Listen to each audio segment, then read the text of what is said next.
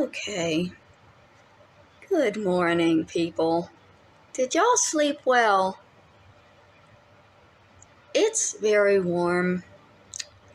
And unfortunately, the air smells of desperation because my family has lost it. So, Kathy made 2 posts last night that were meant to intimidate me, scare me. The first, I'll post both of them here, but the first, she says that she's going to try to pay to have my younger brother's body moved away from my parents and over to Georgia where she lives, which you think that's a threat, but he's buried next to the man that crippled him. Even being next to your shitty family would be better than being next to the man that crippled him. So you go ahead and do that. That would be a favor to your nephew. The second threat is that she's going to contact Kenneth and they're going to become friends. They already did that.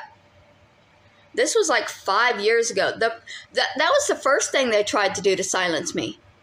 The first thing. They contacted the man that I put in prison.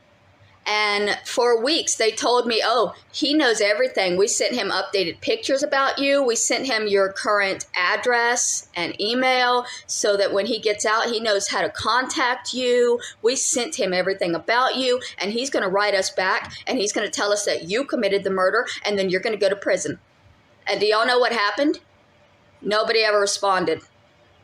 Either they confiscated the letter at the prison, or Kenneth decided that he just didn't want to be pen pals with these motherfuckers. Or they just never, for whatever reason, that doesn't work. But every couple of years, when they get upset with me and they want to bring me down, they threaten to start contacting Kenneth. And they threaten that what he says in those letters is going to put me in prison. And what they don't understand is that he already lied to the police. When the investigation was happening, he told the police a whole bunch of bullshit. And I told the police the truth. And that's going to mean something if he actually does write back and, writes back a whole bunch of bullshit. They're not just going to arrest me based on that. He's already lied a whole bunch. And they already found all of the evidence to prove he was lying. And he confessed to it in court. Literally. The jury had gone and given him a death sentence, and he approached the judge and he confessed, and the judge gave him mercy and gave him life in prison. His confession is the reason he's not dead right now. Why would he write to some strangers online and then recall that confession, but not put an actual,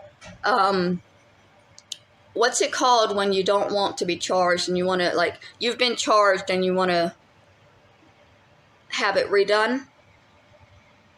I know it's a thing. I think it starts with an A. I can't think of the word. But he's never filed for one of those.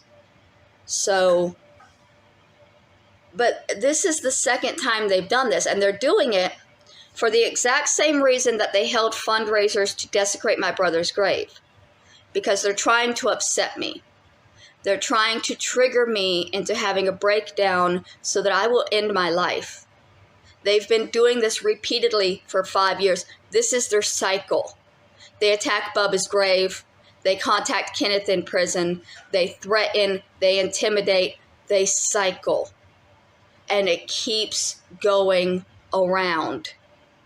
This is my family doing this. I have told y'all so many times my family is abusive, and I've been speaking out about the abuse. When your maternal aunt is contacting people you put in prison and befriending them and threatening you with that friendship, that is an abusive family member. That is an abusive person that you do not want in your life in any capacity. Just be fully aware of who you're befriending in an attempt to put somebody else down. Because you might not like how it makes you look when you become friends with that person. But have fun with that. I'm frustrated. that this is not ever ending. But I'm going to keep documenting it and letting people know, because this is bullshit. It's absolute bullshit. And one day it's going to be more seen, and people are going to see and understand the fucking bullshit that I've been through for 5 years.